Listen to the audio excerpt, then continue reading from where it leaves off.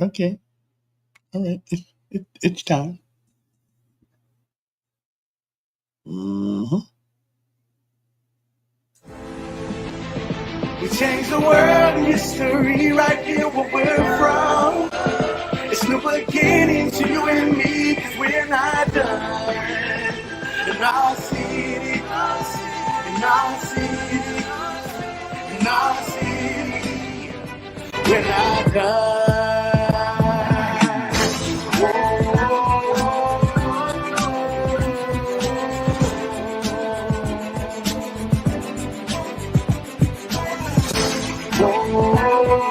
I'll be like that.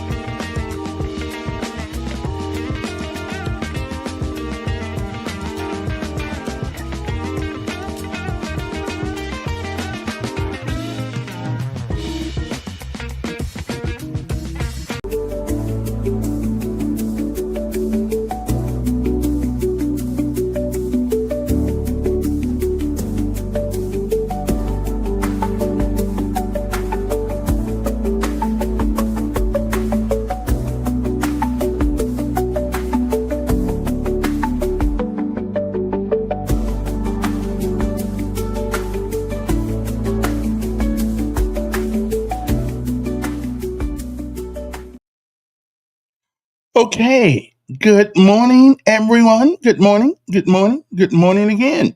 Well, it's time to rise and shine. The clock on the wall says it's about 7:07 in the morning on this Tuesday morning. We made it. We were on a wake up call.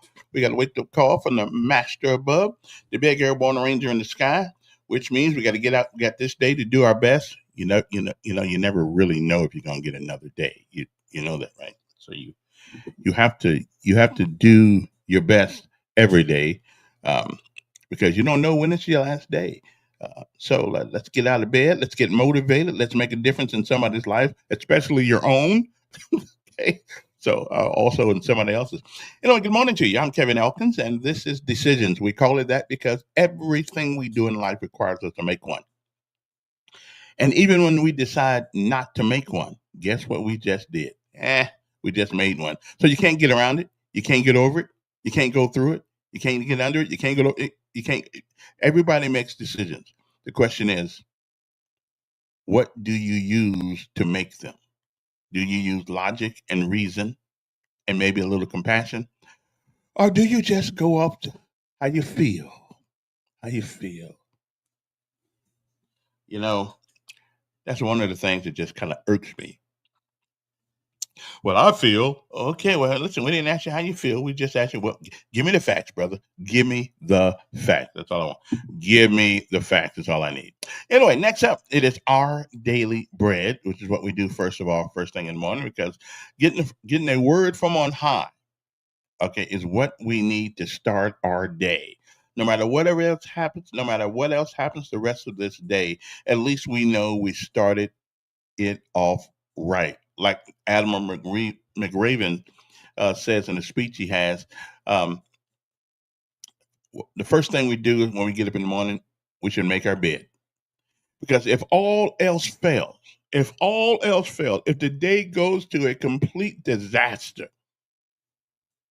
by the time you get home, you will see a made up bed, and seeing a made up bed gives you hope for another day. So make your bed up this morning, okay? Make your bed up. That comes from the admiral and the sergeant, okay? So we need to knock that out right quick, make the bed up, and you don't have to do the hospital folds and all that kind of thing, but you need to make the bed up this morning, okay? First of all, you got to get out of it to do that, right? All right. So anyway, next up, it is our daily bread. And so where's my daily bread thing at here? Where is it at? Okay, there it is, right there, right there, right there. Okay, let me get I knew it was there someplace. Anyway, so you guys hang loose, and we shall return uno momento. Okay, so don't go any place because it is a great day to be alive. And this day should be greeted with more enthusiasm than you've ever greeted any day before. Why is that? Because this day was not promised. It just was not. There's somebody who went to bed last night and didn't wake up this morning. So if the whole day gets rotten, you got that to remember. And that should give you strength for another day. Good morning to you. It's time to rise and shine. Next up, it is our daily bread, a word from on high, something that will change your perspective or give you a new one. But either way, it's good for the soul. We'll be back right after this. For every breath I take, for the love that heals, and the joy you make in the tapestry of life. I see your grace. All of creation reflects the beauty of God. Our daily bread. Today's encouragement from the Our Daily Bread devotional was written by David Roper. Desert Solitaire is Edward Abbey's personal history of his summers as a park ranger in what is now called Arches National Park in Utah. The book is worth reading if only for Abbey's bright language and vivid descriptions of the U.S. Southwest. But Abbey, for all his artistry, was an atheist who could see nothing beyond the surface of the beauty he enjoyed. How sad. He lived his entire life in praise of beauty and missed the point of it all. Most ancient peoples had theories of origins enshrouded in legend, myth, and song. But Israel's story of creation was unique. It told of a God who created beauty for our enjoyment and childlike delight. God thought up the cosmos, spoke it into being, and pronounced it beautiful. The Hebrew word for good also signifies beauty. Then, having created a paradise, God in love spoke us into being, placed us in Eden, and told us enjoy. In Romans 1 we read that some see and enjoy the beauty of the Creator's good gifts all around them, but don't worship Him as God, or even give Him thanks. They think up foolish ideas of what God is like. As a result, their minds become dark and confused. Others see beauty, say thank you, God, and step into His light. Today's Our Daily Bread devotional scripture reading is from Psalm 136, verses 1 through 9. Give thanks to the Lord, for He is good. His love endures forever. Give thanks to the God of gods. His love endures forever. Give thanks to the Lord of lords. His love endures forever. To Him who alone does great wonders, His love endures forever. Who, by His understanding, made the heavens, His love endures forever. Who spread out the earth upon the waters, His love endures forever. Who made the great lights, His love endures forever. The sun to govern the day, His love endures forever. The moon and stars to govern the night, His love endures forever. That's today's scripture reading from Psalm 136, verses 1 through 9. Let's pray. Loving Father, we praise You because You are good. Thank You for infusing Your creation with beauty and purpose, and for placing us here to enjoy it as we discover You. Your love endures forever. In Jesus' name we pray. Amen.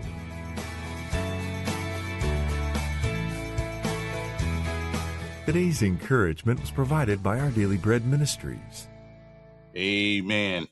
A word from on high. You know, that's interesting thing about that. Story. I really don't know how anybody can be an atheist. I mean, you do you know how many things that you must ignore to be an atheist? But that's a show for another day. Anyway, so next up, we honor our armed forces of these United States: Army, Navy, Air Force, Marines, as well as the Coast Guard. Yeah, they are. I mean, trust me, they are a member of the armed forces. Just kind of we kind of forget about them sometimes. You know what I mean? But they really are. They're part of the matter of fact, there's 6 branches now. So there's Army, Navy, Air Force, Space Force, Marines, and Coast Guard. So there's 6 branches. And of course, we don't have a Department of Defense anymore because Trump changed that to Department of War, which, I have no problem with that. I mean, that's what they for. They are to go out there and and make stuff happen. All right.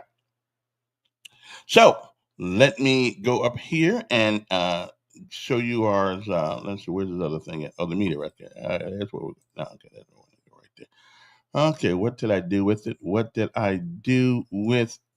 There we go. That's right. We don't want to run that there anymore. But we do want to go here, and we want to put our little thing there, our little commentary here, which is what we have to do, because that's what we do. We play our armed forces. So Army, Navy, Air Force, Marines, Coast Guard, Space Force, and if I forgot somebody, sorry about that. So let us continue on with our show right now. So where it's at? What did I do with it? Where's it at? Huh? Oh, okay, here it is right here. My bad. I don't really know what my bad means, but I think it means I stepped on it. So let us prepare to celebrate young men and women who, well, you know who they are.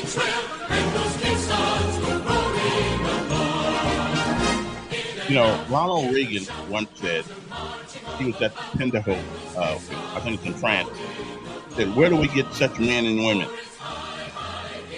We get them right here. Prattville, Montgomery, Wetumpka, Mobile, Huntsville. I think when we need them, we'll always have them.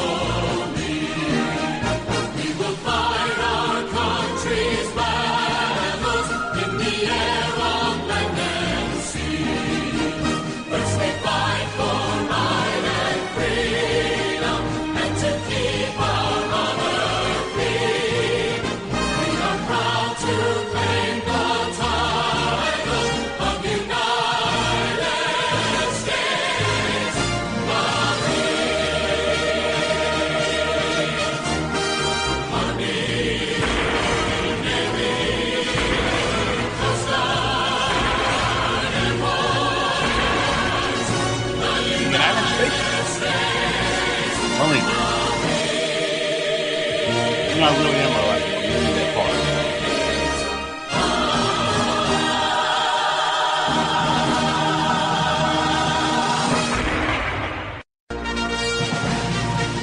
That's enough of it. We love you, but not that much. Okay, you all right, man? I'm good. Anyway, I really am a Marine at heart. I really am, and I know people. Now some people say that who wouldn't have the gonads to actually be a Marine, but I did. But they denied me this one thing. This one thing they denied me. They denied me the opportunity to get me a brand new set of jump wings on my uniform. Because they told a brother he was too short back in 1977. Okay. So I had to walk out of the Marine Corps office, go down the street or down the hallway to the U.S. Army because they said, Elk Dog, you ain't too short to join the Army Airborne. I said, all right then. That's where I want to go.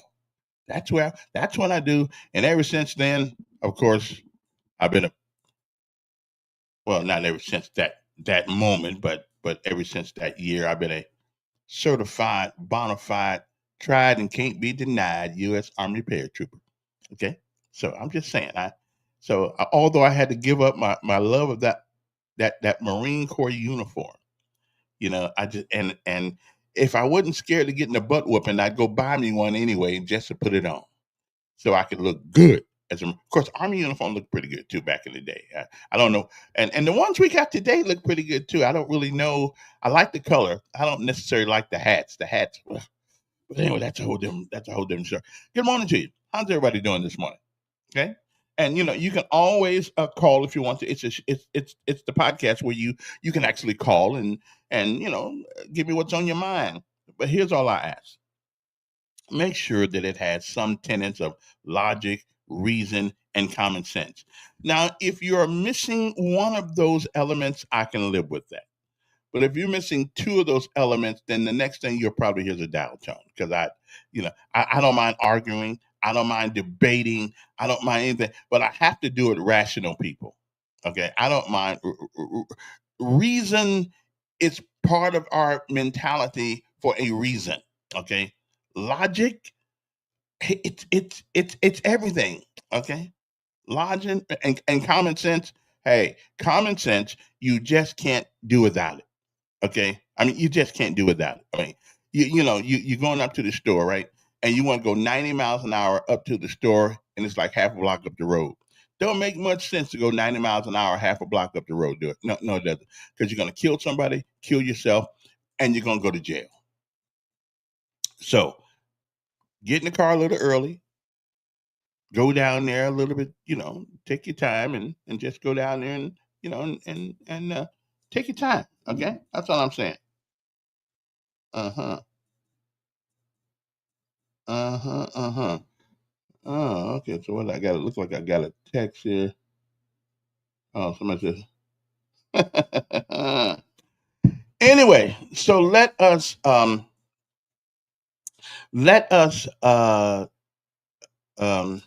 shall we say, continue on with today's story. Okay. And there are a lot of stories. There are a lot of stories of today. And one of the things that, and I don't listen, I'm not blaming anybody personally for the crime that's going on in our city. No, the only people who are actually we can blame is for the people that are doing the crime. Okay. But I figured it out. I have figured it out. There is a conspiracy in America. Okay. There's a conspiracy in America, and we want certain groups of people to be crazy. There's just no other reasonable explanation for the things that go on in our urban cities. We want, okay, and Montgomery is becoming one of those urban cities now. I hate to say it, but we want a certain group of people so we can put people in these nice prisons that they are coming. And the sad thing about it, we don't even see it. I mean, when you get people And education is probably the most important factor that isn't out there. And how I know that it is a conspiracy of our education system, and they may listen, they may not even know that they're participating in it. I mean, they may not know. They may not know that they are participating. Yeah, yeah. Well, I'm not blaming the Democrats, but I am blaming the Democratic philosophy, okay, and the mantra. I am blaming them because I believe that there are people. Okay. Good morning. That's right. I'm still the mayor of the airways of the podcast ways. Um, so, what are we going to do about this?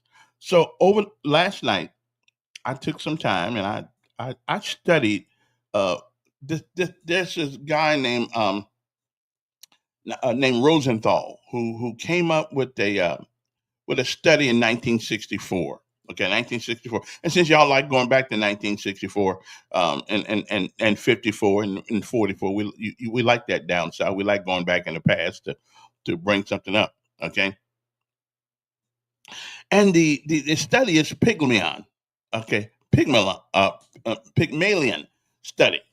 Okay, and it is a study in the classroom experiment by Robert Rosenthal and Lenore Jacobson, which often dated the 1960s, and it's called the Oak School Study.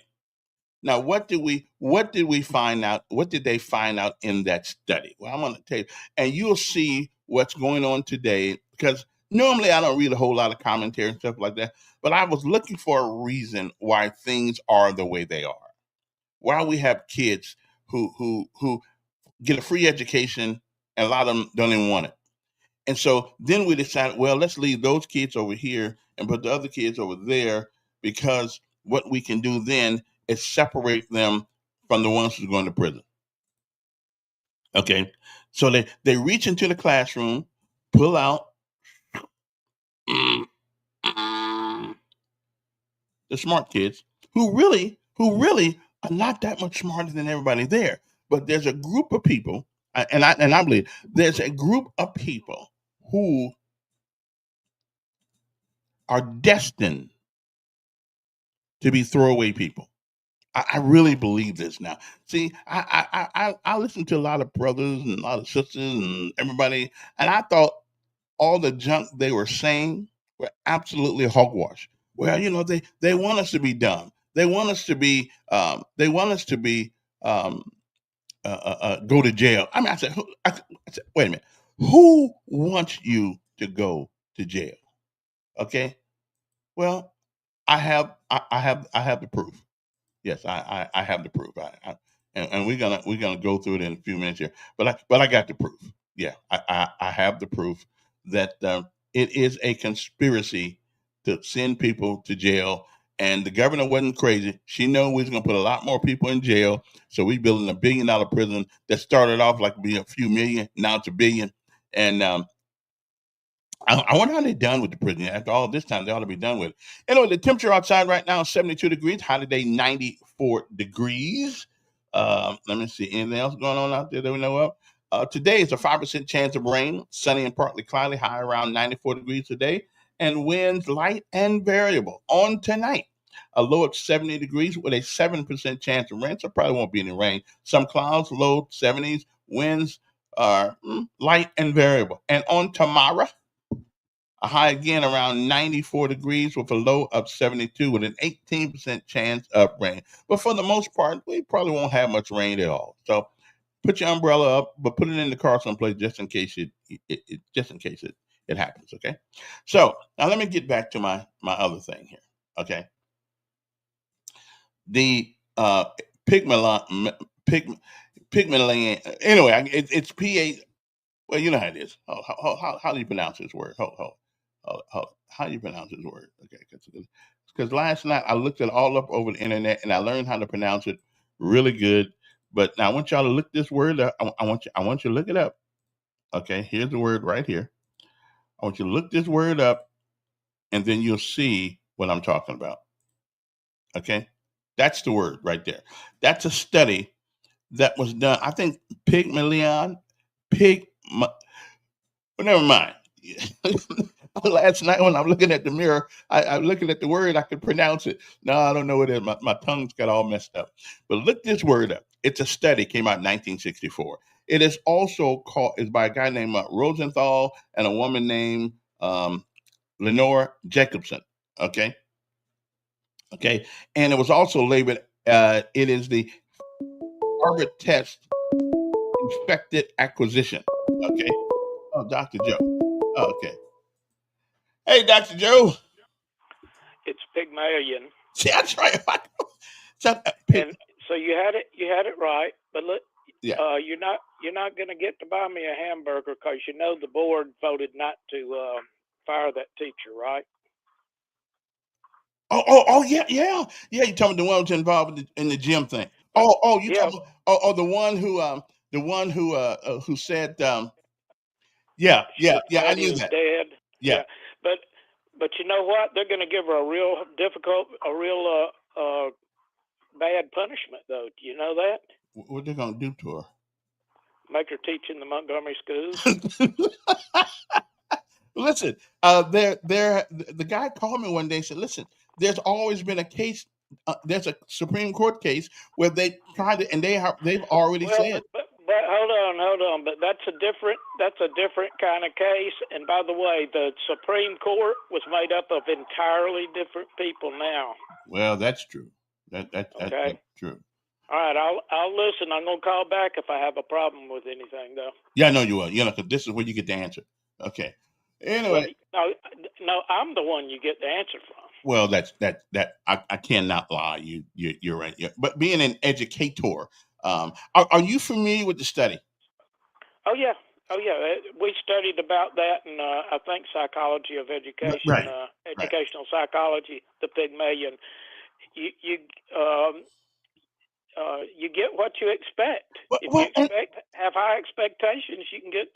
That's what coaching's all about. Exactly. So why do we allow coaches to do whatever they need to do to bring out the best in our athletes, but we will not allow, unless it's a conspiracy, we will not allow teachers to do the same thing in the classroom?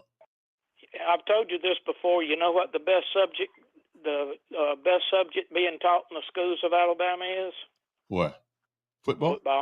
Football. So, okay. So we want excellence in football, and that's the only thing that we care about excellence in? Well, apparently. Okay then. All right. All right, bye. And the study was a unique one because it those same kids, those same people that we have low expectations for. As a matter of fact, I believe it was one of the Bushes who said the bigotry of low expectations lends itself to our current situation in our society. The bigotry of low expectation. It was either George or George one. Which one of them said that? I think it was the last George, the last Bush that was in there. They got the same name, but I think they got a different middle names. But they're right. They're absolutely right. They're absolutely right.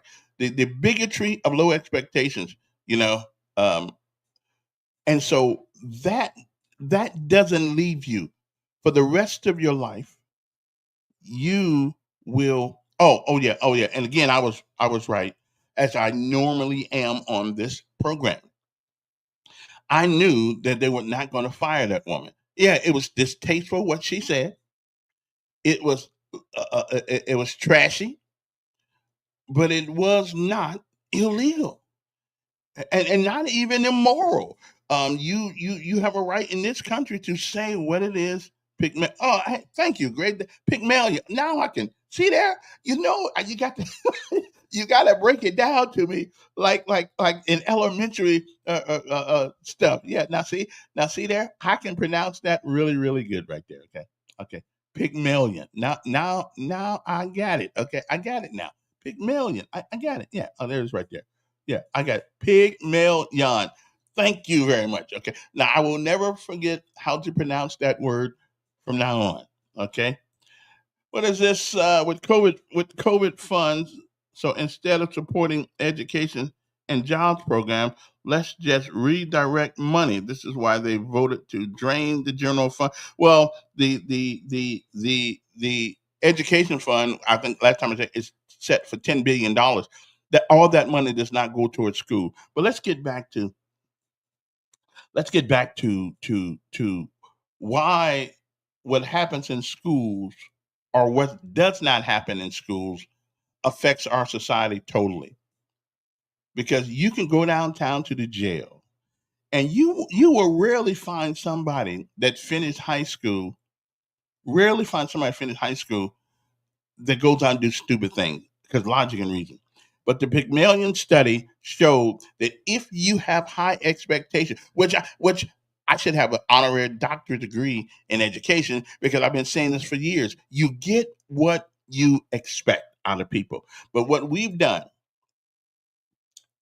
can y'all forgive me for saying this because I don't normally say things like this, but I got to say it on this one. White liberals went into our schools, okay, and just emasculated intellectually our kids. And then they came back with another standard such as magnet schools here in Alabama, because I know what happened. What happened was back in 1954 when Brown versus Board of Education was passed, there were a lot of white people who didn't want their kids to go to school with black folks. I got that part. I know that. I know why it happened. But why did black people start leaving the public schools? So why did they start leaving? Okay. Well, they started leaving because they finally figured out that their kids was not up to snuff with everybody else's kids. And in every school, I'm telling you, I'm just telling you the truth. It is what it is.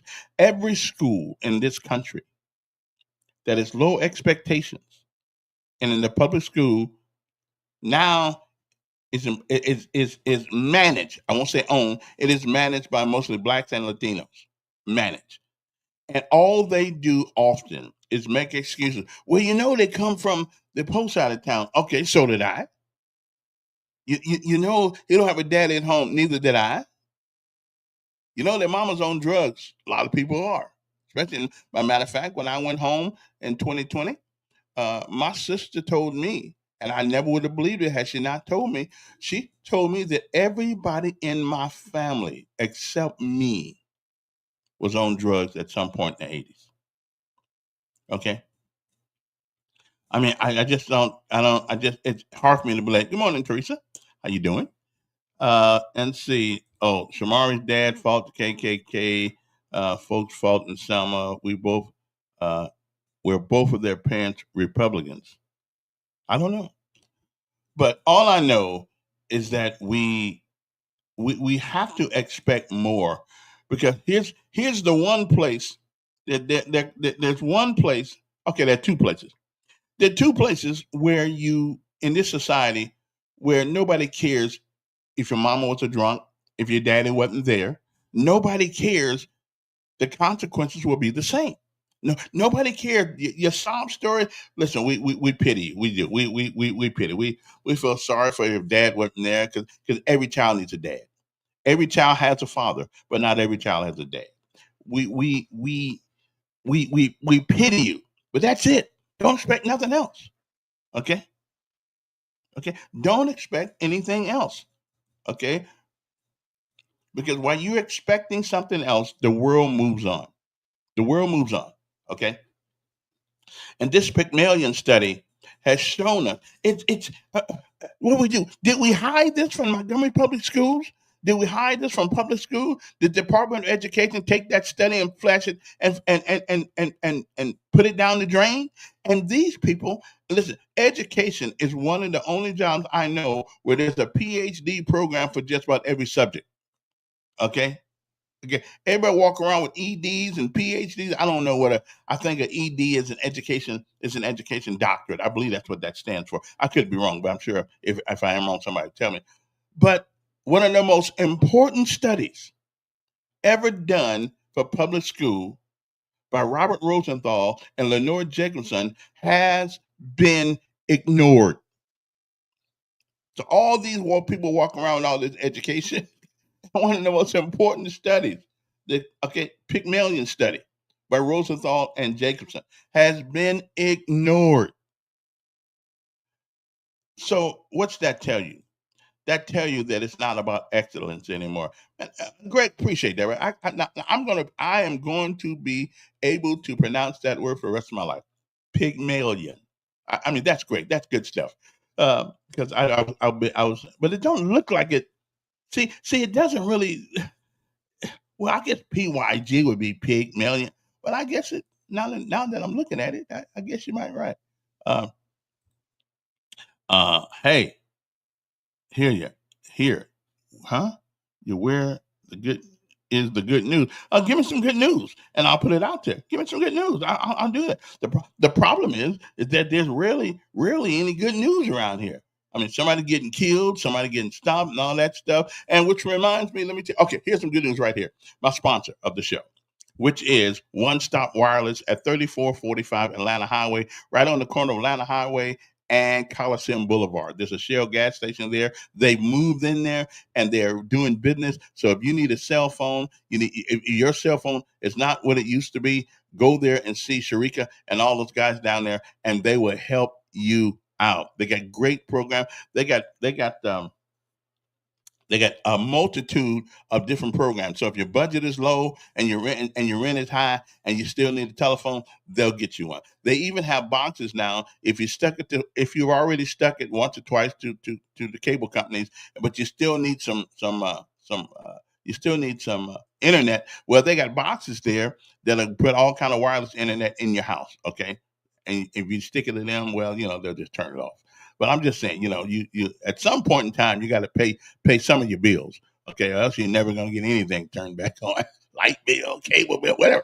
Anyway, One Stop Wireless right on the corner, and their number is 320-2988. That's 334-320-2988. Okay, so that's what they are. And you make sure you might go down and call those guys down there. They don't open until 9 o'clock, so they're not there right now.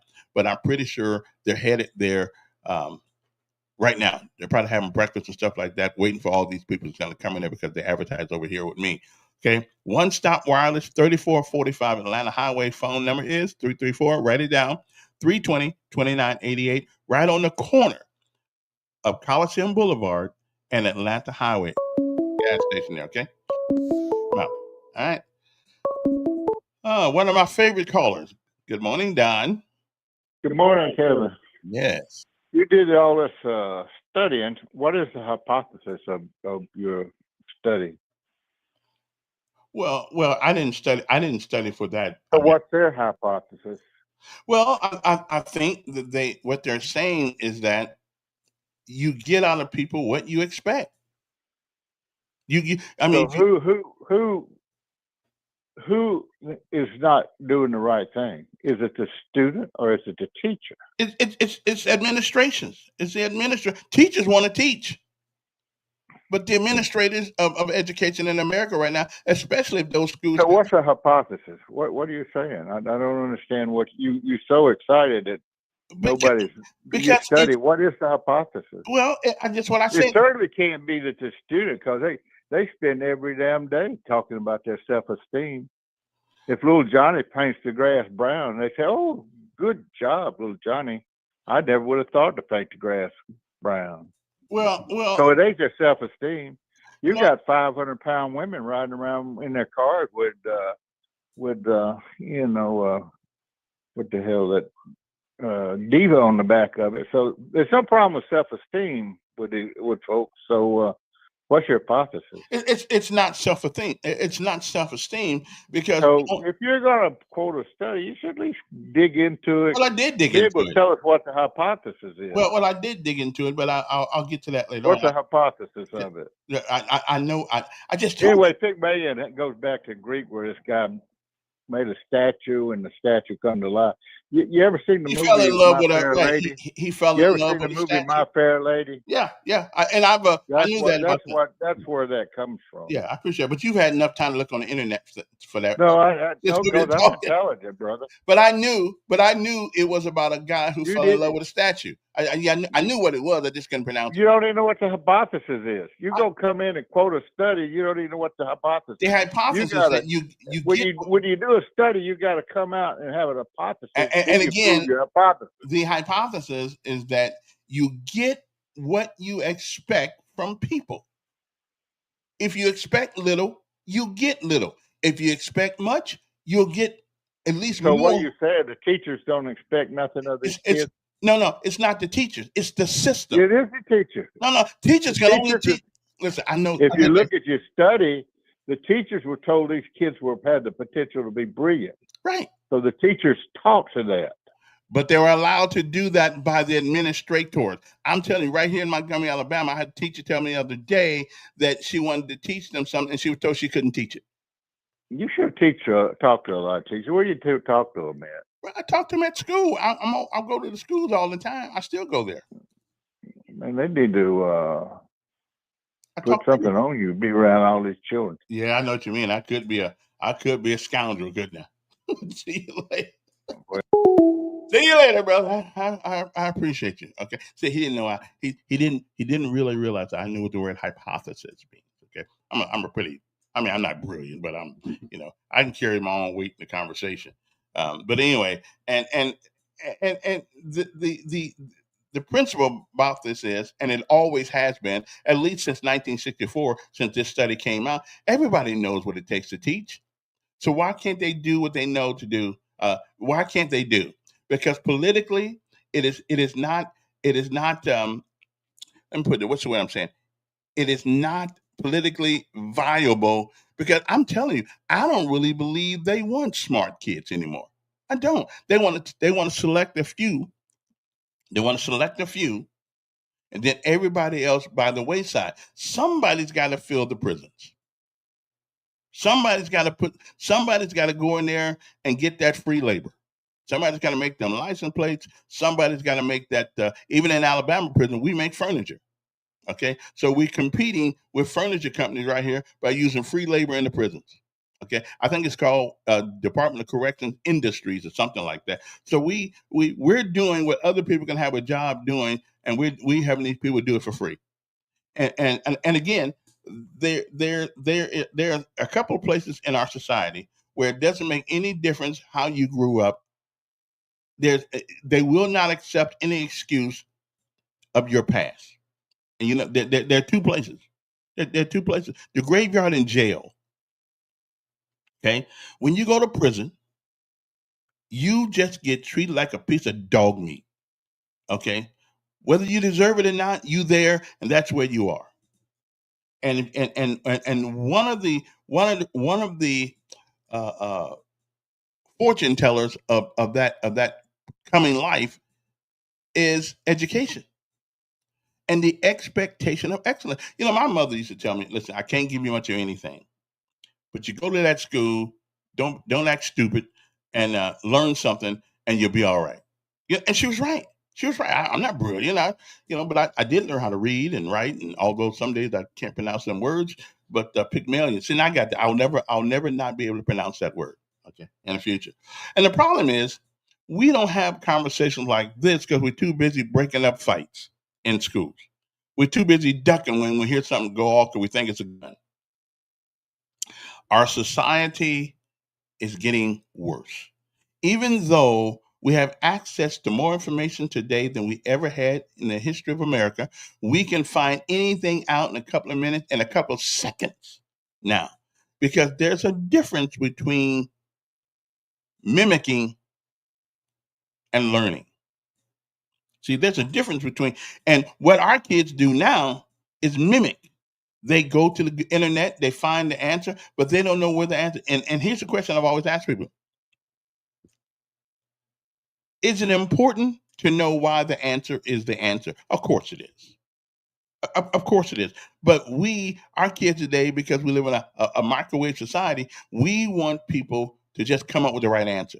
That's why teachers and at Montgomery, Alabama schools, and I imagine all over, teach the test. They teach the test rather than teaching what made up the test. Okay? So, yeah, sure, you can pass a test, but that doesn't mean that you learn anything. You can just mimic things. You can memorize things. Memorizing things is not learning things. Okay? It's part of the process, but it is not the process. Okay? And so that's why kids can pass a test, get a degree out of high school, get a high school diploma, and still be dumb as a brick. Okay? Matter of fact, and just to tell you that I know what I'm talking about, a few months ago, there were people from one of our high schools who took the ASVAB test for the military. The average score was 5. 5. F-I-V-E. 5. That means that if you've never went to school, if you just had some common sense walking around sense, you can get a 5. And so why would you spend 12 years in school to get a 5 on a test? I'm not going to tell you what school it was, but it was one of Montgomery schools. And so I'm saying to myself, so why even go to school? Why show up? A 5? Yeah. 1, 2, 3, 4, 5. 5. That's it. That's it. 5 on the ASVAB test. That was the average score. Okay. I don't know, but the Pygmalion study, it's an interesting study because it lets us know that somebody's BSing us. Somebody does not want our kids to be successful. Is it the system? Are teachers tired of fighting the kids and the administration? I don't know. But they don't. They do not want a certain group of this population to be successful. That's just, there's no other explanation for this. There's none. And if you can look up this study, Pygmalion study, in 1964, they gave students a standard IQ test, but wrapped it in a fictitious cover story, labeling it the Harvard test of infected acquisition, okay, to make it seem like it was special. After testing, he randomly selected about 20% of the students in each class, telling their teachers that these students were academic bloomers who, according to the Harvard test, were on the verge of significant intellectual growth spurt. In reality, they were randomly chosen. There was no real predictive validity, okay, in the test used. Okay? So, moving right along. I'm just going to go back. And you guys, see, you guys going to understand that I'm looking out for you on this. Let me see if I can get the rest of this. Okay. So, after testing, he randomly selected about 20% of the students in each class, telling their teachers that these students were academic bloomers when in actuality they were just average people who, according to the Harvard test, they were on the verge of significant intellectual growth spurt. In reality, they were randomly chosen. There was no real predictive validity to the test used. Teachers were not giving, now listen, check this out. Teachers were not given any other information. The only difference was that they expected certain students to do better. That was it. An expectation of these kids to do better, and they taught them that way. Okay? They taught them that in a way that brought more out of them. So, at the end of the year, the students who were marked as bloomers, intellectual bloomers, like growing spurts, showed greater gains in IQ, especially, oh Lord, here's one, especially in reasoning ability compared to their peers. Let me say that one more time. At the end of the year, The students who were marked as bloomers had no greater intellectual ability than anybody else in the classroom, except expectation, showed greater gains in IQ, especially in reasoning ability compared to their peers. The effects were stronger among younger students, first and second grade, and then older ones. Teachers' behavioral changes toward bloomers were subtle, more attention, more challenging questions, which I've always said. Kids want to be challenged, more feedback, more warmth. The small interactions presumably contributed to the improved performance. And it don't take much. It doesn't take much to let a kid know that, hey, we care about you. You can do better. Okay. So now, and again, there were criticisms on this study, methodological criticisms. Some researchers pointed out that the experiment design, statistical analysis, and effect sizes of subsequent work did not always replicate the weaker ones. The results were most robust. Now, listen this out. The results were more robust in early grades. By upper elementary grades, effects were smaller or absent. Subsequent meta analyses by a guy named Rowlandbush in 1984 suggested that there's some effect of teacher expectation. Well, absolutely.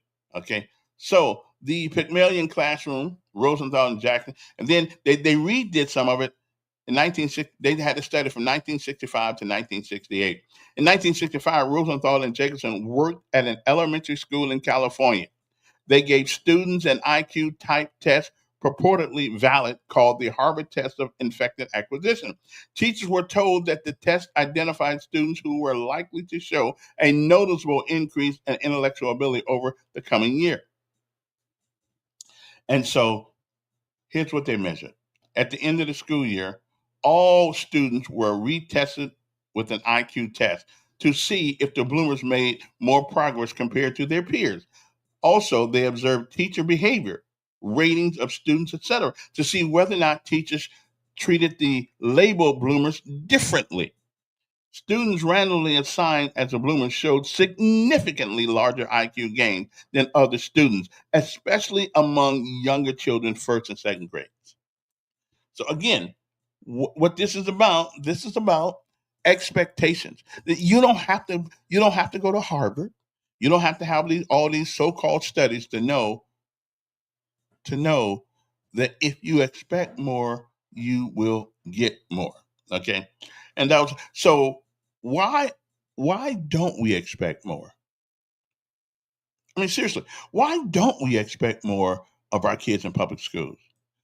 Private schools don't play that. Okay.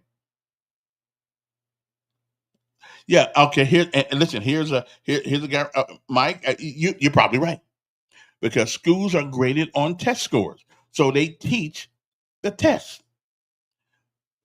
Even though the kids come up with the right answer because they've been taught the test, but they don't know why they got the answer. And if you don't know why hot water burns you, then knowing that the water is hot is irrelevant because you don't know. So why is it that public schools all across America, not just in Montgomery, Alabama, I mean across this country, go to any city in America where the school systems are weak, any city, any big city in America, and you'll find the same. It's almost like we are cloning people to do the same thing. You'll find more violence. You'll find more academic laziness because they've never been challenged to be better than what they are. Well, that permeates our society today. That's why we got 16 and 12 and 13-year-old kids doing crime, walking in the streets right now. Matter of fact, yesterday in Montgomery, somebody was walking down the street, somebody was riding a bike butt naked with all his jewels showing. I said, okay, hey, listen. He riding the bicycle with no clothes on. Now, personally, I would have found that kind of uncomfortable since I didn't have anything on holding up my jewels. But this guy just stretched his leg across the bike and showed God and everybody everything he was working with. I said, okay. And this thing about we're having more. You know why we're having more intellectual issues in our society today? because we don't make people responsible for their decisions anymore. Okay, so we teach the test. Okay, we teach the test, and the kids know the answer. They just don't know why it is the answer. Okay. Well, let's say Pygmalion by George Bernard Shaw, key study points plot. Phonetics professor Henry Higgins bets he can transform a cauliflower girl, Eliza Doolittle, into a refined lady by teaching her speech. Yeah, well, that's what. Okay. Well, did he? Did he do it? I mean, I've never heard that study. A person who talks against a system of education has a problem with managing a classroom. You see, okay. See, there you go. She's been indoctrinated in the problem. She's been indoctrinated. She worked in the school system a long time. She's been indoctrinated in the problem. Okay. Now tell me what that means. Okay, seriously, a person who talks against a system of education has a problem with managing a classroom. I no. The problem comes from they don't allow you guys to manage a classroom anymore. They don't allow. We in the state of Alabama. In the state of Alabama, the law says you can use corporal punishment. But for some reason, we got a school system with nothing but women on the board, and they don't believe in corporal punishment. You have to use methods that are maybe non-traditional. And how has being nice to kids and put them in a corner, how's that helped us? I mean, really, has that made the school system better? I mean, so no. All we've done is put a bunch of wannabe thugs and bad and gang members in a classroom together, and they come to school not to learn, but to create havoc and create chaos. So again, tell me how that somehow helps. Okay. So now and if you listen to their teachers, a lot of them say they want to do things, but they can't. They just can't do it. I had a teacher yesterday tell me, because I was at the Department of Education the other day, getting some education things for my son. And he told me he gets cussed out quite often by kids in school. This is recently, 2 days ago, but he can't do anything about it. I said, "What you mean you can't do anything about it? They won't let me." What do you mean they won't let you? They won't. This is Montgomery school system. They won't let him do what he needs to do to get that kid under control. Okay, now and this was just 2 days ago, 72 hours ago. So I talked to someone. So I'm not making this crap up. I'm telling you what people are telling me. And those same kids who are able to do whatever it is they want to do, whatever environment they happen to be in, then all of a sudden now they're out there on the streets of Montgomery robbing, stealing, killing, shooting, and dying because nobody has ever made them do what they need to do. Don, didn't I just get done talking to you? Yeah, but let's talk about something important. My daughter lives in Woodmere. Yeah. And the little vandals went through the neighborhood over at Woodmere, busting out car windows and everything else. And you'll probably say this morning that our mayor, our beloved mayor, has nothing to do with making things better. But maybe you could have had a police car go through there and check the neighborhoods or something. You know, this city is going to hell in the handbasket, and our mayor's probably in Chicago trying to get money for himself. Is he even in town? I wouldn't know at the moment. But don't come on kissing up to him saying he can't do nothing about it. You can start putting people there and affecting people's lives. Maybe blacks, once their car windows get busted out, will start thinking something different. You know, that's why that one guy got killed, wound up dead, is because people got tired of their car windows being busted out. They asked for police.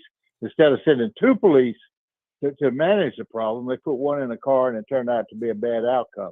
But even blacks at some point are going to get tired of their stuff busted in and broken out and demand to have a mayor that really cares. Well, I didn't say that the mayor. I said, let's get this straight. I say that the mayor, the county commission, the city council, all of these people are responsible to us for what's going on in this city. They're not responsible for it, but they are responsible to us because to do something about it. And I don't really know what they can do, but that's why they get the big dollars. Okay, not so big if you're the mayor, but that's why they get dollars that they should do. Truancy is a larger issue. Truancy is a larger issue. Got to be in school to learn. That's true. To be present, to be prepared, to be productive, all hands on deck. I totally agree with you. But why is it? Listen, I was scared to miss school when I was coming up. First of all, my mother was going to find out. And secondary, when I finally did get back to school, I'm going to get the wood. So why don't kids? Why aren't they afraid of missing class? Because they don't have to be. We got too many women on the school board. They don't have to be scared. Because all you're going to do, if they keep acting up, you're going to send them home, which I'm all for that. But at the end of the day, sending them home is not what they need. They need to go home. They need to go home for a day or so with a warm button. And here's something that's going on now in the public school system. Yeah, they're sending people home now for what's called what do you call that when you learn at home? What do they call that? Learn. Well, the word escapes me at the moment, but it's when you go home and learn. This is what they did during COVID. It's called anyway, learning from home. Okay, with the computer and all that kind of stuff. Well, some of them gonna come out dumber now than they were then. At least in school, we'll know what you don't know. What's that word? What's the word? Somebody out there knows what the word I'm looking for here. At home learning. That's not what they call it though. What do they call it?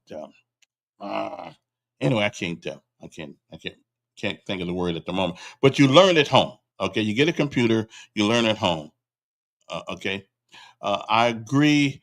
The teaching format for a production of excellence is garbage, and it is. Do they show work doing with math and reading, etc., on the blackboard or scratch paper? I don't know. I don't know what they do. But what is that word I'm looking for? At home learning, cyber learning, well, whatever it's called. That's what they're doing now. Now, do you really believe that a kid who comes to school and it's online learning, but it's called something else when you send people home to learn that way. They learn online, of course. Well, let me put it this way: they get to go online, whether or not they actually learn anything or not. It's a whole different ball game. Let me see here now. Did I have? Let me see. What's my number here? Okay, for those who think they want to call. Hello. Hello, how you doing? I'm doing fine. I thought Don said when we have a black police chief, a black sheriff's department, black mayor, it's everything ran by black. But then the little mayor gave us a white police chief. So why the crime ain't corrected? Well, I thought they were gonna fix everything. Well, obviously that's not the case. Well, I'm waiting now. Waiting on your answer. He always love to call you and tell you about the whole city's black. Now we got a white police chief. Why he ain't got it in check yet?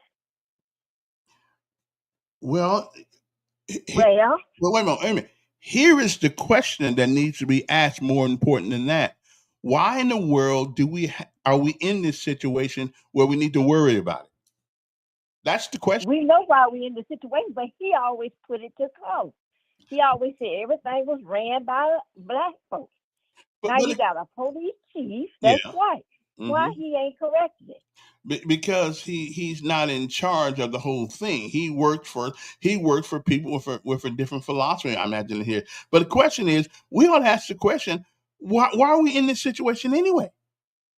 We know it's the way you raise your children. Exactly. What you have taught them, whether they've been in the church and got some morals. I agree.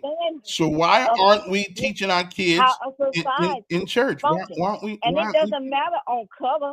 Right. It just matters the way they're raised. Because white people doing crime too here in Sure, Montgomery. We sure, just don't sure. hear a lot about it. Yeah. Well, again, we are 13% of the population of America and make up 52% of all the murders in this country. Another thing, remember the gentleman that used to call you every day about the crime in Montgomery, how it was put? He trained the Gray Boy. Mm-hmm. Why Well, you don't hear from him anymore? but well, I don't know, but I do know one thing. We certainly got some issues, and it's got something to do with your life. We know we got issues, but Right, but Mr. Your house racist always talking about color. I but want you isn't to ask your house racist why we got a white police chief now, and the crime ain't in check. well, one man, and it's going to take more than 3 days. It took more than 3 days to get here, so it's going to take him more than 3 days to fix it. If here's the problem, we're not willing to do what needs to be done in order to correct it. Okay, because I know people get tired of going down to the courthouse and all them black folks. Matter of fact, Sanford and Son had a skit one day, and the guy, so he asked me, said, well, why ain't no white people in this court? Fred Sanford said, why ain't no white folks in this court? He said, there's enough black folks in here to make a they said, well, Montgomery is predominantly black now, so of course Well, a lot of times they used to tell us they pay online. yeah, They well, used to say it too. They play online. but that's what they say. Well, traffic tickets they probably do because they got. Well, I'm just bringing up the point because number one, the first thing when we realize that it's going to take a whole community to correct the problem that we have with crime. Well, I disagree with that. And stop putting color to it. Yeah, but I disagree with that. It don't take a whole community. Your house racist that calls every time they put black folks down. Let's try to work together and solve the problem instead of calling back. But it's not going to take a community. It's just going to take somebody's parents, and somebody needs to hold those parents accountable for the actions of their children. You told us, we said that forever. Then you tell us in the school that the parent can't do it when you get to the schoolhouse, supposed to be the teacher's fault. Well, again, though. But if you send me a child that's raised and disciplined, right, I can educate him. Right. But I would be willing to go to jail to knock my son straight out if he disrespected me or any other grown up. So I'd be willing to go to jail for it. So we can't use that excuse, well, I can't do it because the police won't. Then don't let the police. But like I told him, I'm going to knock him out. I'm going to do my best to knock him out. And if he's disrespectful to grown people, I didn't, and never worried about going to jail because I didn't care going to jail. First of all, I got free food, free place to stay, and I've been all right. So, all right. I mean, we got to stop using this thing because I personally don't know any policeman, if they come to your house and your child is acting a fool, that they're going to put you in jail. Okay, at least not. Again, that's common sense, logic, and reason. Again, I don't know any policeman would do that. Now, if they come there and you got iron, he got an iron print on his hand or iron print on his face. Well, you might need to go to jail for that one because you shouldn't use the iron to discipline your children. Okay. But if you have a weapon on his butt, weapon on his arm, hey, shouldn't have put his arm in the way. All that booty back there, that's what it's for, to put the wood on. Okay. But again, we got too many women on our school board, and they will not allow us to paddle these kids. And even though the state of Alabama in the law since 1975 has been in the law, you can use corporal punishment if you happen to be a guardian or the custodian of a minor child. Okay, the law says it's clear, but Montgomery, we still living in the racist past. Well, we don't want nobody hitting your kids. Yeah, but then you hit them when we won't have to. You spank them, and the school don't have to. But if you're not going to do it, and I'm not going, and that's nobody's going to do it. But guess who's going to do it? The Department of Corrections. The Department of Corrections. Now your child's in there, and they're bending them over a bed at night, giving them the 1, 2, 3, 4. I'm just telling you. We are so messed up in this state right now, in this city, but not employing discipline. Okay, that's the problem. If you want to get right down next to it, the problem is we don't employ discipline because dads are not there to do discipline. Mothers are loving people. We love them. We love women. Women are just nice. They're nice to be around. They're nice to have, but they suck as disciplinarians, except for the women who are made to be the disciplinarian, because guess what? But after a while, your child is 6 foot tall and you 5'3", you ain't going to scare him no more. Okay? You can take a 5'6" man, and even if your child was 6 feet, he's still kind of scared of you, okay? Because you got daddy strength.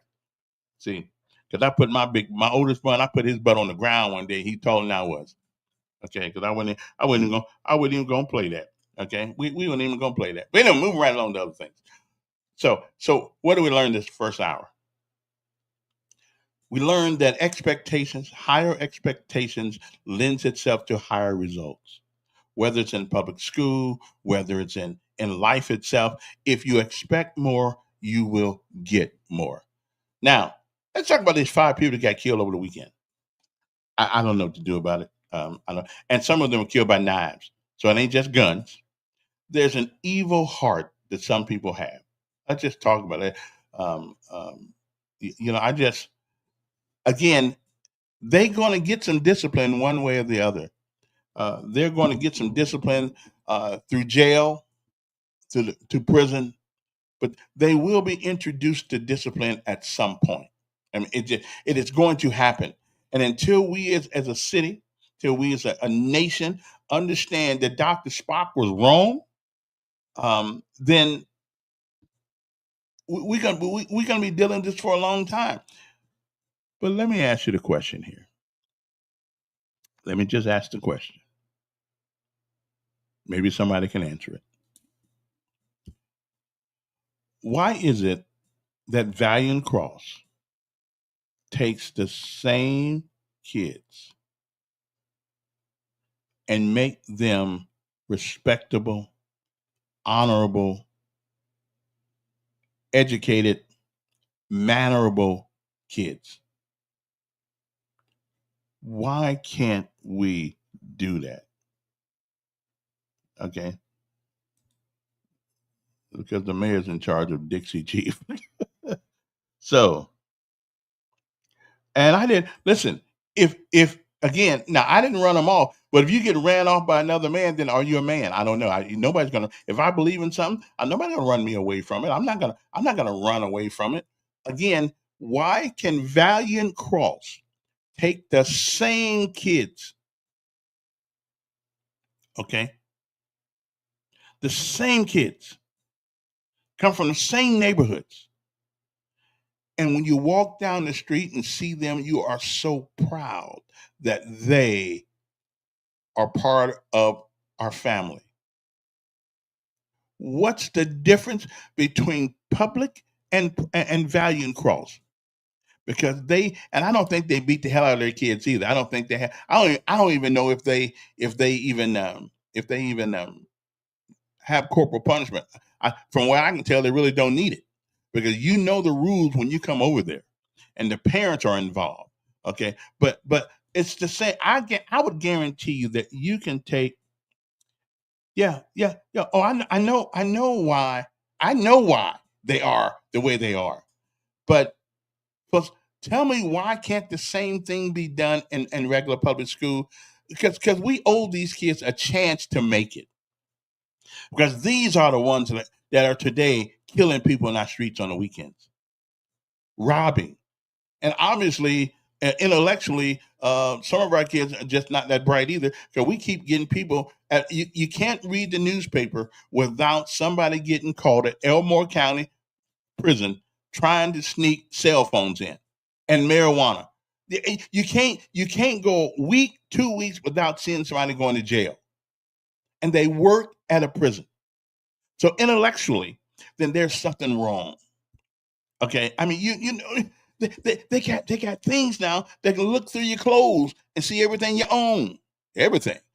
So I'm just saying, why do we, and young women, young men doing this thing? Okay, so why can't we? Logic and reason. Do we teach logic and reason anymore? Okay. Now, mass incarceration is a BS term. They're putting in jail the people who are committing these crimes.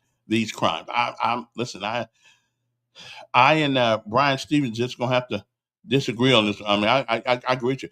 Maybe we need to put more people, but if we train them the right way, they wouldn't have to go. They wouldn't be involved in a lot of this stuff we're involved in. And listen, I can't run anybody off the school board who wants to stay.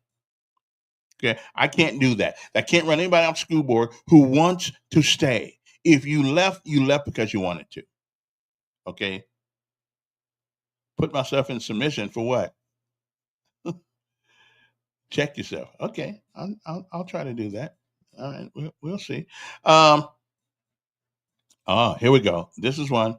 Personal morality is the problem because we have changed what it means to be right and to be wrong. Okay. Online learning. That's it. That's one of the things. But they call it something else. They call it in the school system. They call it something else when they send you home to learn online. They call it something else. I think it's called virtual learning. Yeah, virtual learning. So yeah, okay. Personal morality is the problem. Okay, then maybe so. I don't know, but I do know one thing: we do have a problem, and all these kids now that we allow to slide through the system are the same kids that come back later on. Okay, give us. I got the solution to the problem. Everybody knows it. Everybody knows what needs to be done. We need to discipline our kids, and if necessary, discipline some of our parents. We need to discipline them and have higher expectations for them besides making excuses for their aberrant behavior. That's the problem. I mean, that is the problem. The solution is simple. It is not the solution that is the problem. It's who will. It's kind of like teenage pregnancy. Everybody knows how to stop teenagers from getting pregnant. Tell them not to have sex. Okay. Well, we got the problem solved. Everybody knows the problem. So how do you implement the policy? Therein lies the question. Everybody knows the answers to these questions out here. Everybody knows that we got kids and parents out here that are just absolutely damn near crazy. Okay. And what's it? Morgan Freeman said, he looked at somebody who said that he looked at the child acting crazy in the store one day, and then he looked at the parent and he figured it out why. Okay, so everybody knows the answer to the questions, but we don't have the political will to do it because somebody's going to scream racism. And listen, that racism stuff, I imagine at some point it was really bad around here. I'm with y'all. I feel you on that one. My heart goes out to you. Okay. But if you tell me we are living in that same environment today, you are lying. The truth ain't in you. Okay.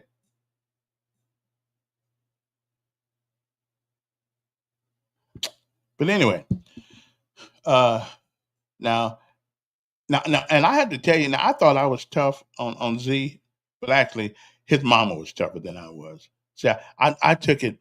I said, okay, he'll know I'll knock him out. So he'll do, but he was never a problem. But his mama was tougher than I was. His mama was tougher. And one of the reasons why she was tougher than I was because I came up getting the hell beat out of me. I said, listen, we ain't gonna play that. But there's a way. There's a happy medium here. There's a happy medium with our kids because these kids are going to keep dying. We're going to keep killing people on the weekends. We're going to end up out there at jail. And I tell you what, we're going to go out to that new prison and we're going to think we got a family reunion out there. Okay. Somebody's going to say, where the white people at? Okay. Because we're just overwhelming the system with violence and crime and criminality. We are. And the question is because no daddies. Everybody has a father. But it seems to me that having a daddy is a big deal, and we can't seem to make men do that anymore. Okay, so now, why don't we put some of them in jail?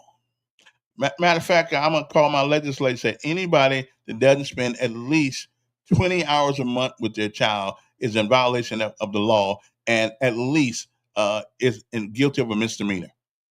Okay, and we need to change. We need to charge them money or put them in jail. I would say, hey, read, okay, instead of taking our ability to take away our our commuter tax, which I know nobody wants to pay more money. I don't either because I'm on limited income. I don't either. But we need a commuter tax, and like everybody else, 25 cities around us have. So leave that alone, and let's do the daddy time law, okay? Where you are mandated and got to fill out a counseling form. You must spend at least 20 hours a month with your child. What's that? 4 hours a week? Really? Seriously? We can't do that? Okay. Okay. And it ain't my fault you moved out of town. You need to come on back near your kids. Okay. You need to come on back at least until they're 18 years old. Hey, that is a great law. I'm going to have to pursue that.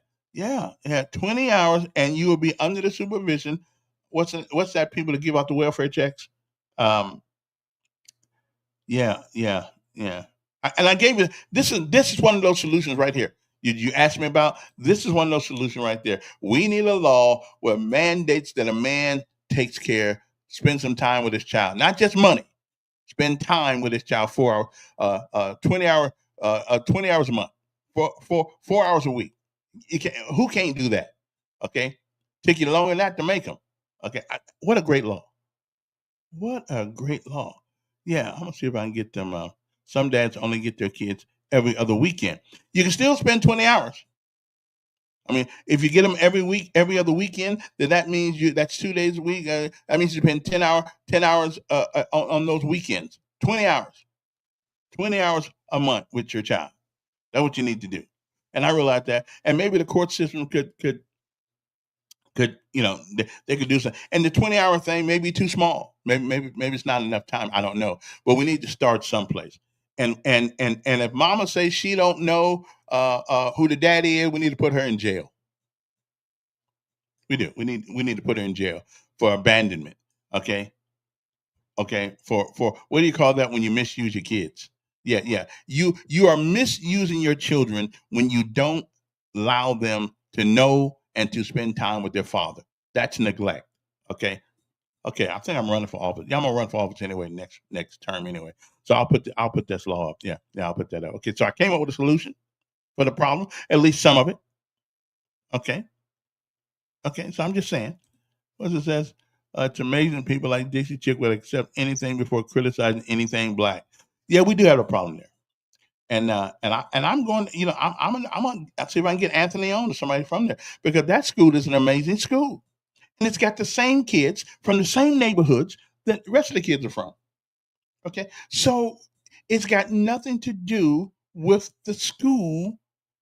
It's how you run the school and what you expect out of this, how do you pronounce that word? The study showed us that we need to higher expectations of our kids. We do. Hell, we need some higher expectations of grown folks. And I listen. I don't eliminate myself from that discussion. I could do better. We all can do better. So I can do better. I mean, so I'm gonna expect more of my own self. Okay, I'm just saying. So it won't put it this way. There's nothing bad.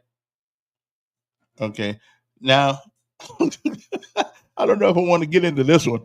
Also, chastise those women who have sex outside of wedlock. Well, they can't. You can't have sex outside wedlock unless you got a guy helping you. So I mean, listen, we'll find out when that sheet is pulled off. A whole lot of us gonna be guilty. Okay, so I don't know. I don't want, and I realize under the Sharia law, that's probably a violation of the moral code. I think we owe God explanation for the things we do and not man morally. I don't think society has laws that we should adhere to keep us in good standing as a society as a whole. I don't know if I want to because what if I don't believe in your morality? What if I don't believe in your morality? What if I don't believe in the God you believe in? Are you going to make me believe the things you believe? I mean, there are some things that are common sense, and that's where law comes in at. Now, every law I would admit every law is based on somebody's moral code. Every law. There's not a law on the books that's not based on somebody's moral code. But yeah, we don't want to get if you have sex before marriage. We don't want to start putting everybody in jail because we'll go to work tomorrow. Won't nobody be there? no, nobody be at work. But anyway, let me see. The numbers here are 521 2963. I keep forgetting to put the number there if you want to give us a call. So I mean, I thought about this last night for a long time. I said, what is the problem? Why is it that we can't seem to get our act together when it comes to our kids? Okay, why can't we? The Valiant Cross School is an example of noise schools that were, what does that mean? Established by Elijah Muhammad. Oh, NOI schools. Oh, okay. NOI schools. Yeah. Listen, I think from a societal standpoint, I think the Nation of Islam is one of the best groups we got in this country. They don't play. They don't even play. They don't even play sports. Most of them, but they uphold a standard. But you do have to volunteer the standard. Okay, but you do have to volunteer to be NOI. They can't make you. And listen, a different stroke for different folks. And I don't think that we want to make people become part of NOI. Although some of us could be. Some of us could. Yeah, are you from your Facebook page develop? You know what? I came up with a program a couple of years ago. It was 20 years ago, as a matter of fact, called YLC, Youth Leadership Corps. And do you know who gave me more hell than anybody? My own folks. Okay, they gave me more hell than anybody, and I still got the organization. I still got it, but the problem is we don't like rules. Okay, we don't like rules. I had it. I had what's going on. I had the map president, Kenna Austin, and a few other folks were involved in, but I couldn't get help from the people. And it takes money to run anything, and I just didn't have the patience to sit there for 20 years begging people. Okay. Anyway, what do you mean we can't ask? We can ask them. Wait a minute now. The mayor comes on here once a month. He comes on. Y'all can ask him anything you want to. Okay. And he goes all over the town and other places. He even goes on 93.1 sometimes. Now they don't get to ask the questions I ask because I didn't quit. I ran out of money. Okay. So then I decided, okay, then what's moving us forward? Technology is moving us forward, right? Technology. So what we did was at the radio station, for 10 years, for 10 years, every year I found people who were in need of technology. And I went out and begged everybody I knew to help me furnish some to them. I couldn't get everybody, of course, but I did try. And we gave 300 computers away in 10 years, 30 computers a year to kids who otherwise wouldn't have them. And you'll be surprised that today there are people who remember me that I don't necessarily remember. And they tell me, hey, that computer you gave me? Yeah, that's a long time ago. Yeah, but I still got it. It's time for a new one now. Okay, it's time for a new one. Your computer won't work after October. You need something else now. But anyway, so it's not that I just talk the talk. I've tried to walk the walk. But you need some help. We need help, and mainly we need help from the parents of these kids. And one of the and let me tell you what I had to do. This was a standard of whether or not you were put in for a computer. There were 3 categories that you had to follow: home, school, and community. You had to be good at home, a decent kid at home. Your parents had to write a letter about you. They had to write a letter to us about you, telling us what a great kid you were. That's home. School, you could not get less than a C, or else I wouldn't even look at you. If you can't tell me you can't get as close to the floor as you can to the sky, then you're not trying hard enough. So if you can't get a C in public school, you just going there eating lunch. Okay. That's school. And the last one is community. You had to show us that you did something for somebody in your community without being paid for it. So I had a program, and it worked for 10 years. And I had a bunch of kids that we helped. And a lot of people in this town gave me money. Okay. As you see, I didn't buy me a Mercedes Benz or anything. I actually took the money, went out to Best Buy and other places I could get it. And we presented these kids with computers and all kinds of things because they fulfilled my expectations of home, school, and community. So I'm not just talking the talk. I walk the walk, but it takes money. And we don't mind going to a blues festival or anything like that. But when I went out and asked people for money to help these kids, I couldn't hardly get any. But the people who gave me, I mean, I got money from everybody in town. I begged everybody because these kids needed a little bit of help, and we helped them. And thank God I was on that radio station, because if I hadn't been on the radio station, it would not. I couldn't have got the money because people just looked at me as another brother begging for money, which they probably been right, but still. So I've done my part. Yeah, I've done my part in trying to change the lives of others, and we have. Some of those kids use those computers and they've been to college, and every once in a while, I'll be in the store someplace or something like that, and somebody say, "Hey, I remember you," because I don't remember them because I'm so old now. I look the same, and they've changed. So we do. I ain't just talking the talk, okay? And those kids and those parents, once a year, those parents had an opportunity to tell us about their kids. And we're so busy surviving, we're so busy trying to make a living, that sometimes all we know is the tough times and the hard times. But for that one time a year, I had parents tell me about your child, and they did. And some of the things that these kids do that we don't know nothing about, and the hardships they've been through, we don't know nothing about, amaze me that they were still fighting strong. So let me tell you, I've done my part. I know what I'm talking about. Okay, I know what I'm talking about. And those parents who brought those letters to me, they wanted to tell somebody about their child. And once a year, with our business, it's called Helping Hands, and we still got the account. We're gonna try. I'm trying to do again this year, um, for our Christmas thing. We're gonna try. All I can do is try it. So I can only do what I can do. Um, but we, as a people, sometimes we sure don't like giving up money, and it takes money just about for everything that needs to be done. Okay, but I'm gonna try it one more year. We're gonna try this one more time. So anyway, other than that, you always ask me what I did. I didn't quit. I moved to a different venue. Okay, I moved to a different direction.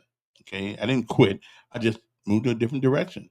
Okay, that's it. I just you get tired of begging people to help. you know.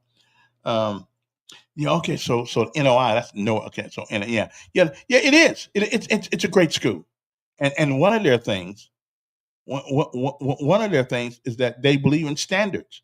They believe in a standard. They believe in rules, and you have to um, not only have the rules, but you must enforce the rules. I go to the school sometimes, and it says you must wear a belt and your shirt must be in your pants. And I'll go over there and no belt and no pants. Well, if you let people come to school that way, even after you have it in your books, in your things to do these things, then and you still don't enforce it, well, then you're gonna get what you get. Okay, you're gonna get what you get. It's about enforcing the rules.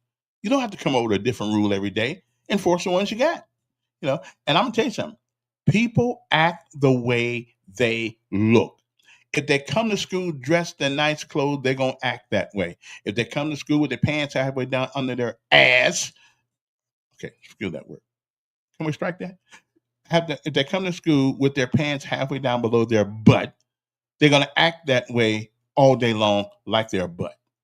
And if you, as a teacher, as an administrator of these schools, don't say something to these young black males, those are going to be the ones that'll be robbing in your house, okay, shooting people later on, because nobody ever made them accountable to their own selves. So again, This is not rocket scientists. You don't have to go to Huntsville and talk to one of those rocket scientists up there to understand the elements that are at play here. This is just not rocket science. This is common sense. The Bible says, spare the rod, spoil the child. Well, women on the school board don't believe in sparing the rod. Yeah, they don't believe that. Too many women on the board. I just, and I love them. I like all of them, but too many women. They think about loving them. You love my kid by teaching them. Because I told it when my son first started school in Montgomery, Emmanuel, I said, don't worry about loving him. I got all the love he needs. His mom got love. I got love. We don't need no more loving. What I need you to do is teach him. Okay, let me love him. If you get wrong, let me know. I don't need my son to come to school and get some loving. He needs to come to school, get some education in his head. So when we're all gone, when it's all said and done, he can take care of himself. And that's what I told the teacher. That loving crap, I don't care anything about that. Love your own kids. Respect my child, but teach him. I don't care nothing about after all them years in school, you got all the love you can handle. You're still working at McDonald's because you can't get a job no place else. Okay, so I'm just saying, there's some lessons of life that teaches us these things as we live. There's some lessons of life where we just, they just work. They're lessons of life that work. Okay. Anyway, moving on to what else I got on here? Yeah, 5 people killed over the weekend. Online learning. I think it's called virtual learning, though. I think it's called virtual learning. So that's what we're doing. So you take a kid out of school, send them home, say you're going to virtually learn, but then you might just put him out because he ain't going to learn. Okay, because if it was the type of child that wanted to learn, then he would still be in school. So when you send a child home who's a bad kid, rather than put the wood on that bootay, he's going to be the same kid at home as he is here, as he is at school. Okay, and you're right. I agree with you. We ought to stop grading our schools based on test scores and let the teachers use whatever innovation that they have to teach these kids. See, I don't care how they learn that 5 times 5 is 25. I don't care how you learn. You can put 25 dogs in the classroom and take 5 out, bring them in 5 at a time. I don't care, as long as they learn the lesson. But evidently, Montgomery Public Schools and Alabama, well, just say Alabama's public school, you have to teach the test. You can't really be innovative about your teaching thing, okay? Unless you're in Birmingham and you got the LGBT school, okay? And then you up there, you can teach people that, I know I look like a guy, but I'm really a woman. Okay, then. All right, then. That's yeah, I hear you on that one. Okay, yeah. And a man can get pregnant. Okay. Mm-hmm. All right then. And abortion, abortion is okay because it's okay to kill your babies. Okay, I'm good with that. Only thing about it, no child that ever was aborted ever came back to tell us what it was like. Okay, that's just what I'm saying. Anyway, let me tell you about our sponsor of our great show here this morning, and we want to thank them for where's my thing right here? Want to thank them for coming on with us, and I know about truancy. Okay, where's my nice sponsor right here, which is right here. Don't you know? There we go, right there. So, our sponsor. Now, when y'all get done with me this morning, you might want to go out to the get your nice phone. Okay, from One Stop Wireless at 3445 Atlanta Highway.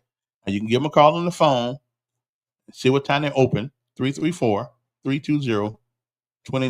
We might want to do that. Now, they sell Androids, Samsung, they sell Apple. I don't know if they got the Apple 17 yet. Now, me personally, I'm not chasing 17 or 18 and no more. I'm going to use my phone like everybody else does. until it's paid off, until it's wore out. I'm not chasing technology no more. I'm done with that. I'm done. I mean, it's like a drug. Okay, or something new. Let me get one of those. Let me get one of those. Then I wonder why I'm broke. That's why. I thought when you get older, you're supposed to get wiser. But anyway, go see these guys. They used to be Cosby Wireless on Madison Avenue, where now they have moved. They got a new name, a new attitude, and it's great down there. And it's called One Stop Wireless. Okay, 3445 Atlanta Highway, which is right on the corner of Atlanta Highway and Coliseum. It's right there.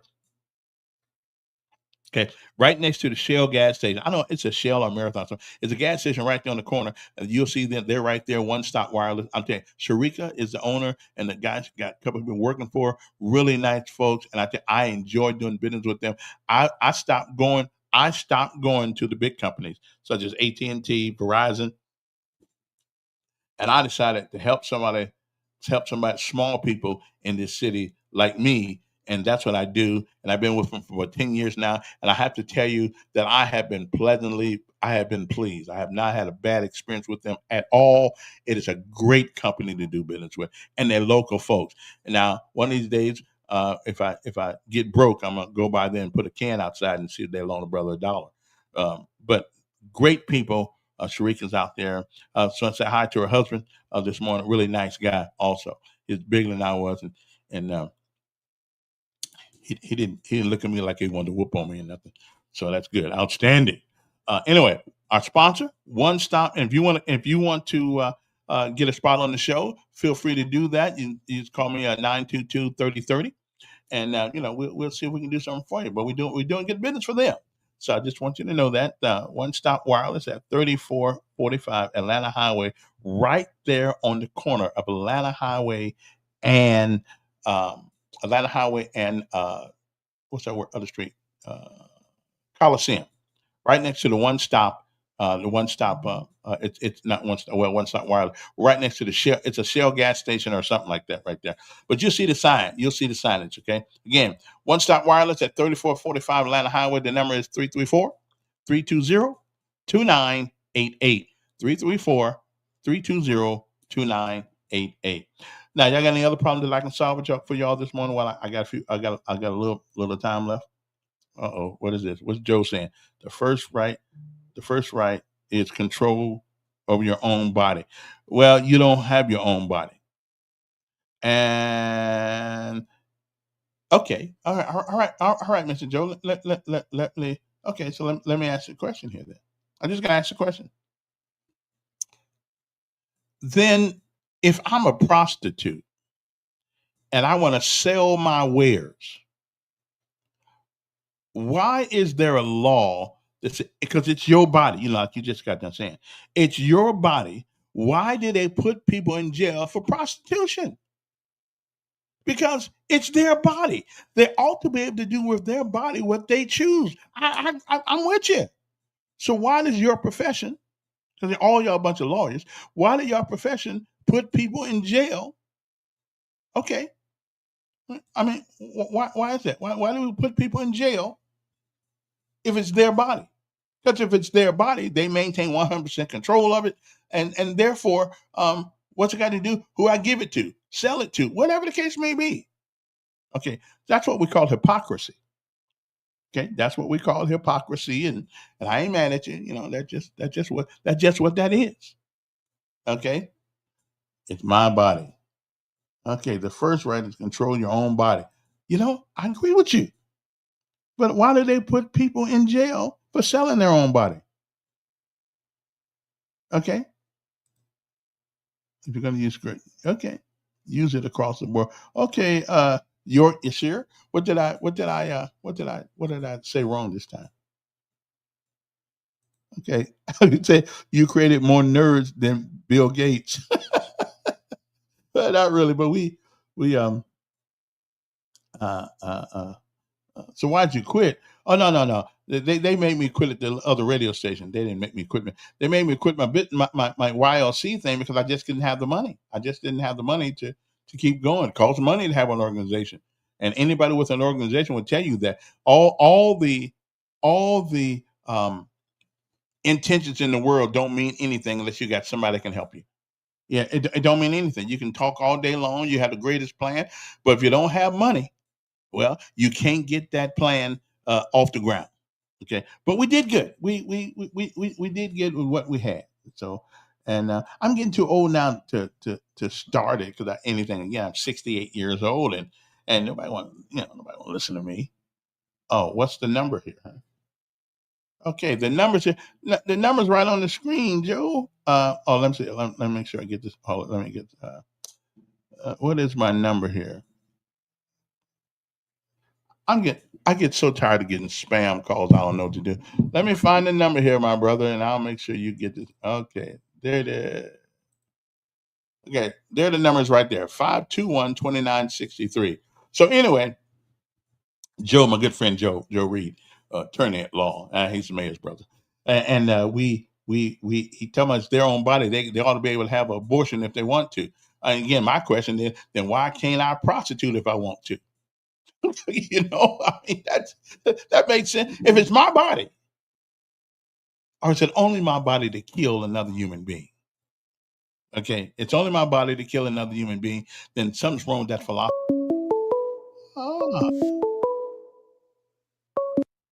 Yeah, I want to hear this one. Yeah, let me hear this one. Mm-hmm. Oh, you want to hear why it's a crime to charge? Is that what you want? That's an easy answer. Well, it's their body. Sure, so, it is. So if they can kill a child in it because it's their body, then why can't they have prostitution? I don't disagree with that. Oh. But I'll tell you why they don't do it. I'll tell you why they don't do it. I'll answer that. Okay.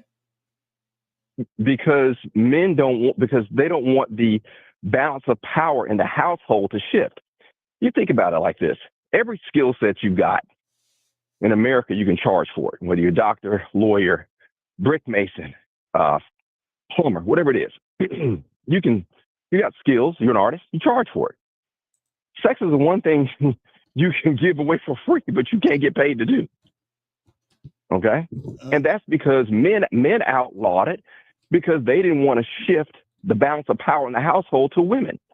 If women were able to charge per act, per thrust, per whatever it is, they set a market. I'm just telling you what it is. They set a market per thrust, and men will be broke. Yeah, that's what I said. Which, of course, for you, Kevin, wouldn't be long. I mean, two and a half times in, you're out of there. It's over. You want the umpire. You want the umpire said to the guy got caught stealing. You're out of there. Yeah, okay? I got it. Yeah, it would be. But you're out of there now. But the argument about it's their body is just not a good argument. To kill a child. I'm telling you why. I'm telling you why it's illegal. I'm gonna go back to this. You like to throw me off. It's illegal because women at a time were not educated. They were not employed. They couldn't do anything. They were the property of men, and they weren't going to put that kind of power, the power of sex, and the ability to charge for it, in the hands of a woman. You'd upset the household balance. A guy who get his paycheck on Friday, he'd be done. Saturday afternoon, Sunday morning, he'd be finished. She'd have all the money. And they never wanted to. So what do? When people don't like it, you criminalize it. That's the American way. Right? Hold it over their head with jail. Put you in prison. Take away your liberty and your freedom. But don't get me wrong. If you want to go out here and have as much sex as you want with whomever you want, as many times as you want for free, what does society say? Go right ahead. That's not illegal. Charge for it? Oh, we got a problem. That's because it's a money thing. That's control in America. Money's control. It's as simple as that. Ain't complicated. Okay, I guess that's some sort of a argument, some kind of way, but that's still it's not that. That's what the argument is. It's about money and it's about control in the household. And who controls the purse strings in the household? Men want to make sure they could do it. So they criminalized the one thing they had to have that a woman controlled. Okay, let me. You think I know it's a little that's a little out of your reach, but you think on that for a second. You tell me when I'm wrong. Okay, I'll let me cogitate on that. Yeah. Yeah, you think. Yeah, you think on that one. Yeah. Now I answer your other question. What else you got? So Judge Price will tell me. Well, What else you got? we haven't done with this one yet because Well, think about it. you've not made a great argument why I should be able to kill my child but not sell my stuff. We still. Well, I'm not gonna. I can't argue because they're inconsistent arguments. The whole point about being a person, about control, the fundamental freedom everybody has is control over your own body. There cannot be freedom if you don't have that. That's a universal right to breathe. I mean, there's some things you just have. And control over your body, whether you have a child or whether you don't, that's individual. But it's not your body that we're talking about. It's the body. That's exactly whose body it is. No. That if you're the pregnant woman, child. That baby's a human being. It's yours. It's not yours, Kevin. It's not mine. It is the woman who's going through everything to do it. You see, you ain't never been pregnant, neither have I. No. Okay. But if you know anybody, but women can come in, women can pick this phone who've had children or who lost children. Mm-hmm. They can tell you the risk. They can tell you the feelings. They can tell you all of that. And I'm not going to substitute my judgment as a man for the judgment of the person who has the most to risk and lose. I'm not doing that because that's not my place. Here's again. Is that so you overstep? Is that baby a human being? No. And not. I don't believe it. I don't believe it's human being at the time of conception. I don't believe that. I like you put that, because when does it become a human being then? Under what my belief is and what the law is. Which one is it? What's your belief? When does it become a human being? That's a hard thing. Okay. I think of it as a lawyer thinks of it. I'm trying to engage my personal stuff in that. But I think you're human when you get out here. I think you make it when you get out here. And you can say when the sperm actually fertilizes the egg, you could say it's the beginning of that. I mean, it's the beginning. But you aren't out here, so you're not part of the census. You don't have any rights.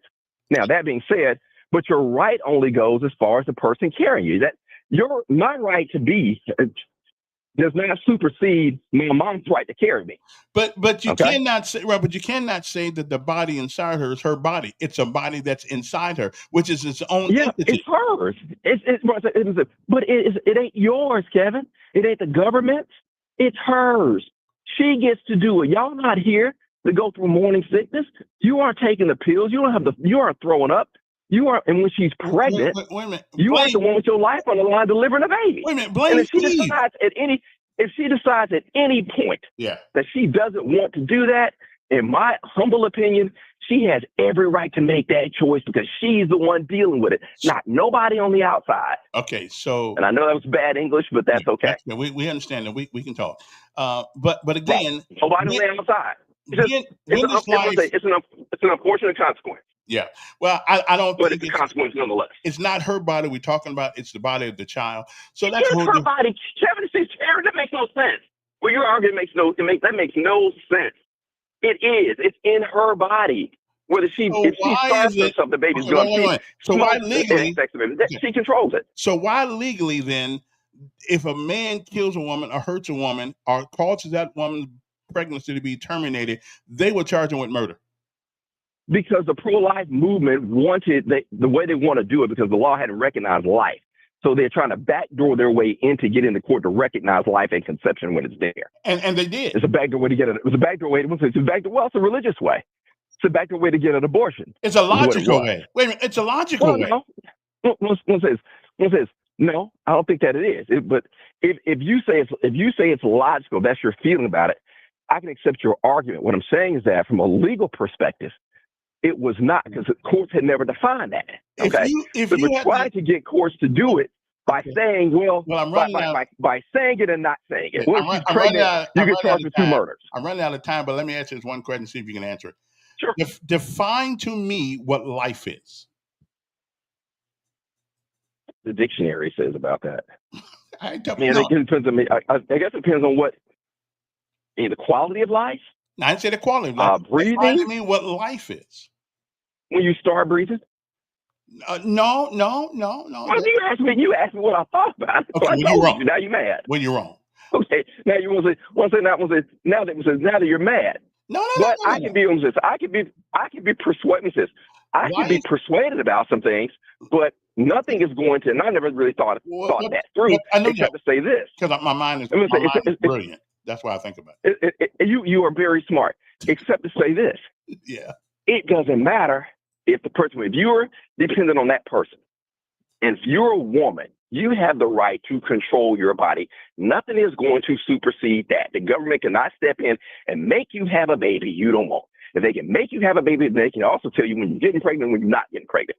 And what comes down that slope, if enough people say so, they're going to tell men what they can do. Except men ain't going to tolerate it, because a man ain't never going to let a woman tell him what to do with his business. Anyway, he ain't never going to do that. Okay. But y'all got no problem putting that stuff on women.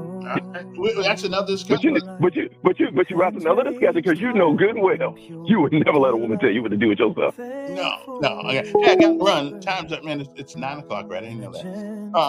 Well, listen, we'll be back tomorrow. The good Lord says the same. Think about this. Define life. We'll talk about that tomorrow. What is life? I got the perfect definition of life. Cannot be disputed. Well, when my time's up, we'll see you tomorrow. And don't forget that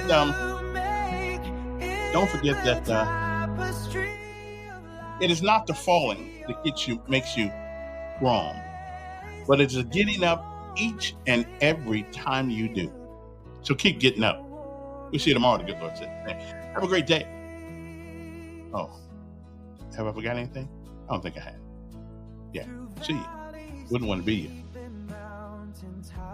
Your faith a beacon in the sky. Every trial with lessons wrapped tight.